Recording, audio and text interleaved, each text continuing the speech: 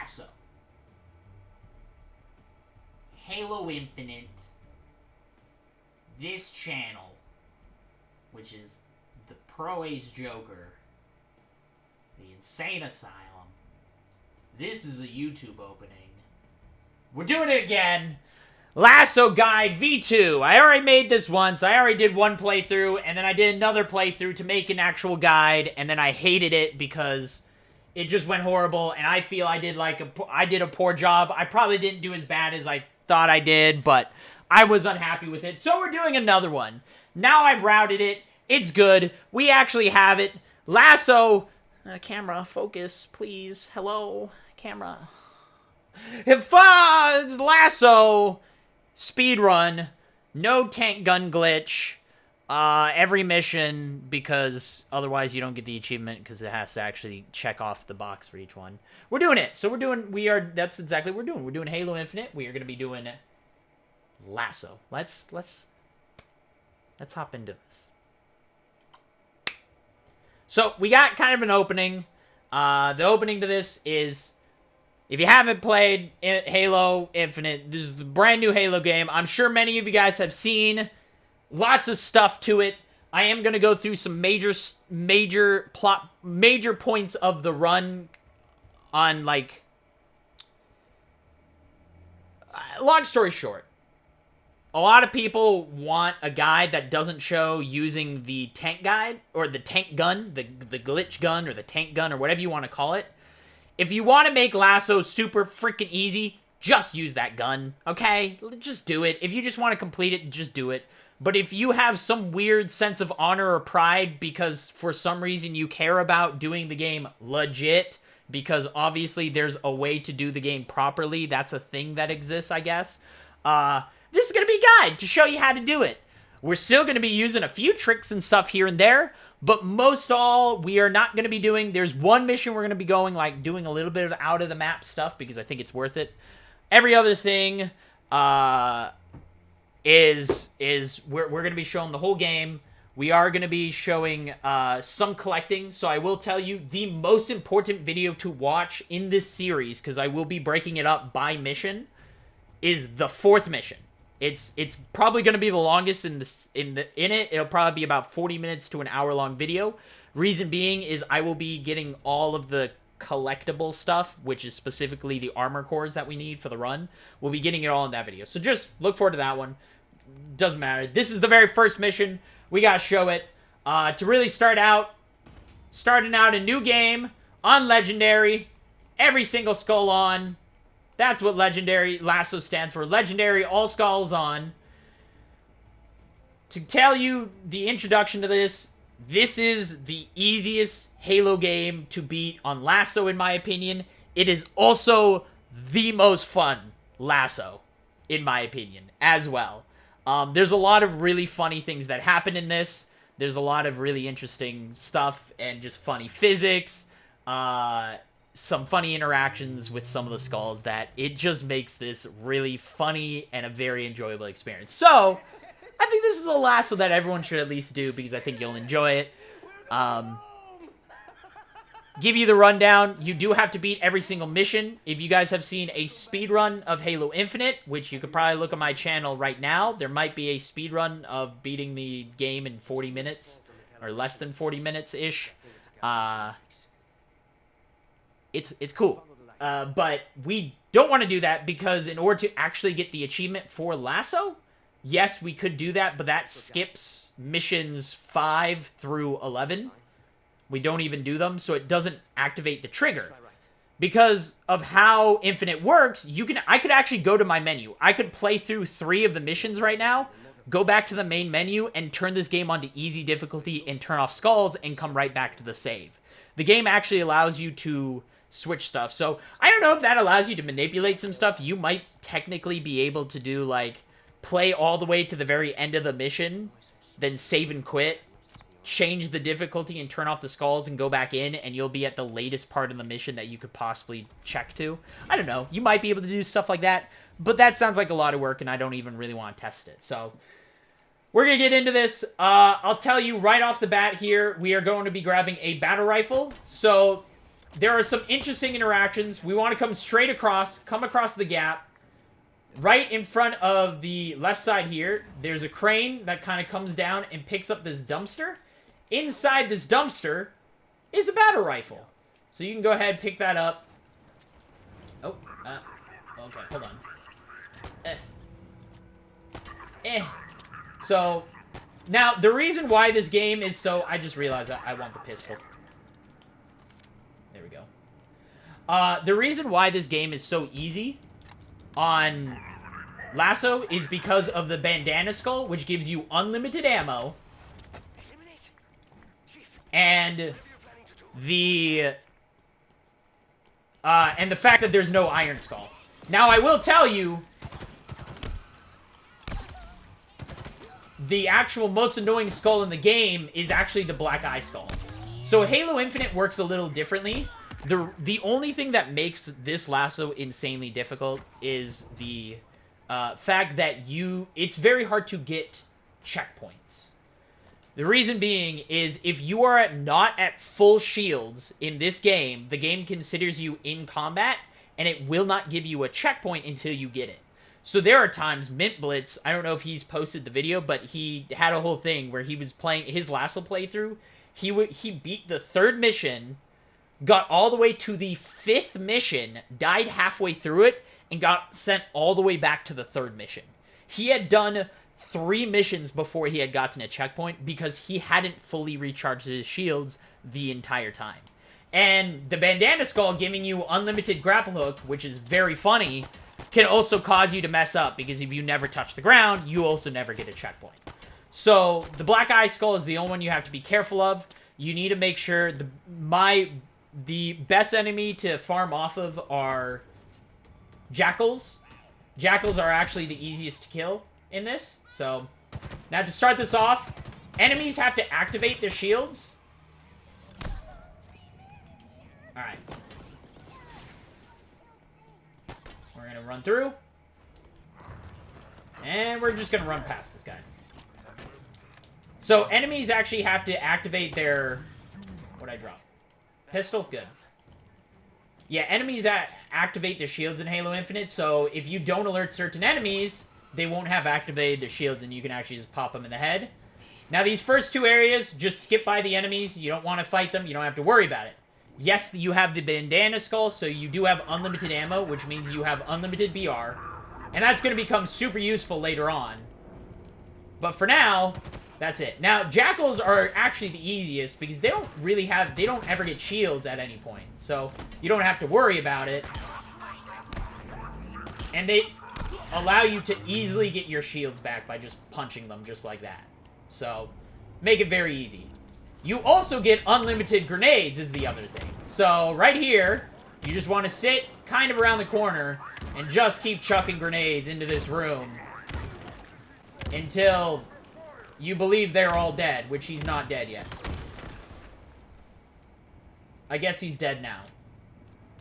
So, this is why LASO's easy. Now, if you notice, this guy is the first one. He has a rocket launcher, which... I'll be 100% honest, I don't know where the rocket launcher went. I kind of needed that rocket launcher, and I don't know where that thing just went. Is it down there? No! Why is it down there? Oh, well that just complicated stuff a little bit. We're gonna do this and see what happens. 10 out of 10 guide. Professional speedrunner, by the way.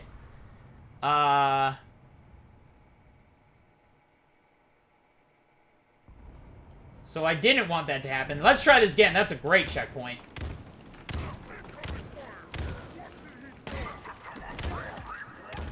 So, once you pop the shields off a brute, they become very easy to kill. You can just shoot them with the BR and pop the helmet off. Which now becomes irrelevant because we now have a rocket launcher with unlimited ammo. So what does it matter? So, this rocket launcher is actually going to be the weapon we use for the entire rest of the game. It's why it's so important that I grabbed it now. It's going to allow us to get through this next few missions until we get to the Arcane Sentinel beam. I'm just going to spoil it right now. That's what we're going to use pretty much for the entirety of the game. Having unlimited ammo means you get to pick and choose what weapon you want. I know a lot of people recommend, they're like, what about the Duelist Energy Sword? You don't need it. Like, a lot of people are like, well, you need it to recharge your shields. You don't. It's a waste of a weapon spot when you can use this to actually just launch people across the map. That's what actually makes the rocket launcher so good. It's not because you get unlimited ammo and it does a lot of damage or anything. It's because it launches enemies like that and causes them to take impact damage, which insta-kills them. Ouch. Which...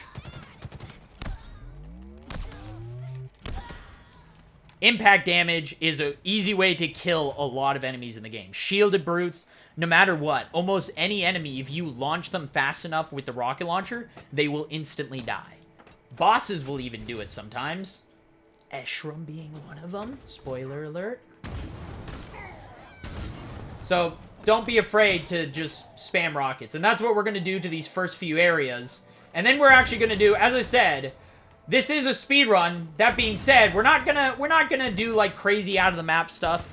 If you've watched like a speed run of all missions that uses, see what I mean by the impact damage? If you watched a speed run of all missions and stuff like that, there is some stuff that you can basically go out of bounds on every single level after the first few and just skip everything. We're not going to do that. I feel that's overly complicated. There's a lot of nuances. There's a lot of ways that you can end up getting stuck outside the map and you have to restart missions, and it's a lot. So I'm going to try and do still speedrun and use glitches, but ones that I think everyone can easily and reasonably do.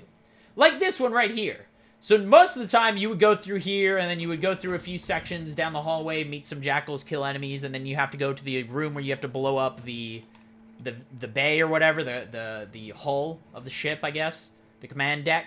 Well, it turns out that all the doors in this level that are supposed to open, because we come back through here, that's the elevator we jump down later. All the doors we're supposed to go through are actually triggered to open right now.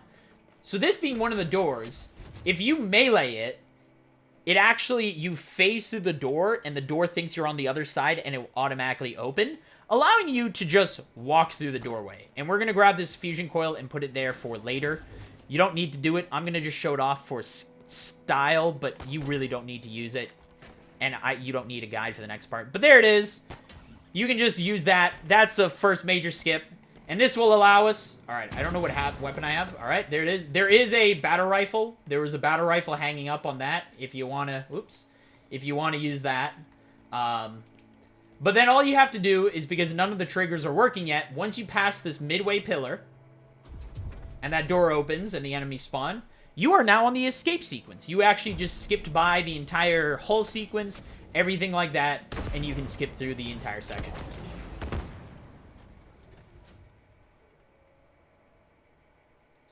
Cut that, cut that, cut that, cut that, cut that, don't cut that.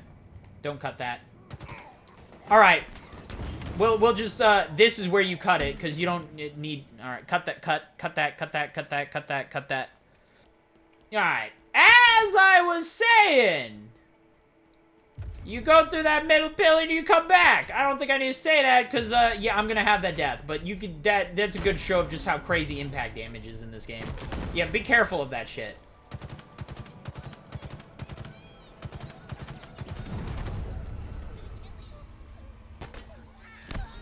This is a good grunt to get your shields back off of, because at this point you might not have full shields. And again, that's your biggest problem, is you need to make sure you have full shields in order to get a checkpoint. That's the biggest struggle of this game, and the biggest struggle that makes LASO at all difficult. So, if it wasn't for that, honestly, LASO would be even easier. And again, this is still the easiest LASO, and it's all gotta do with, oh Jesus, bandana skull and everything. When in doubt, just shoot rockets and grenades at everything.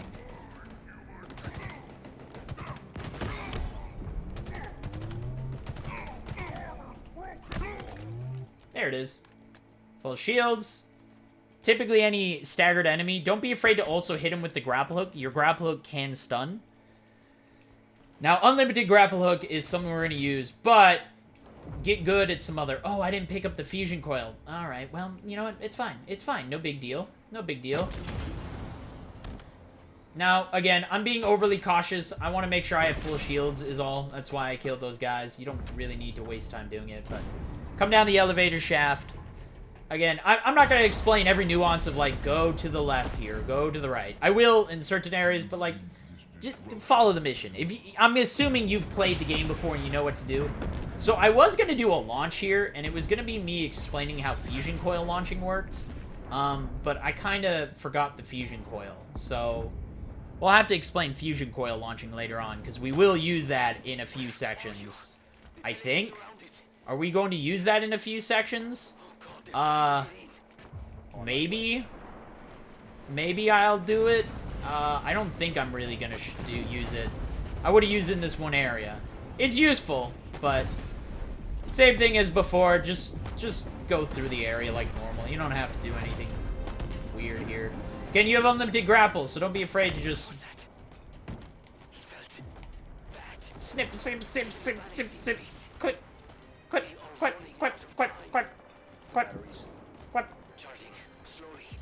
Alright, hold on, he's shooting me. Too close. Okay, so 90 seconds till full charge. I hope this place holds together that. Oh god, I just killed myself. Cut that, cut that, cut that, cut that, cut that. Too close. Okay, so 90 seconds till full charge. I hope this place holds together that long. Charge faster. So make sure you try and get at least one melee on one of these guys.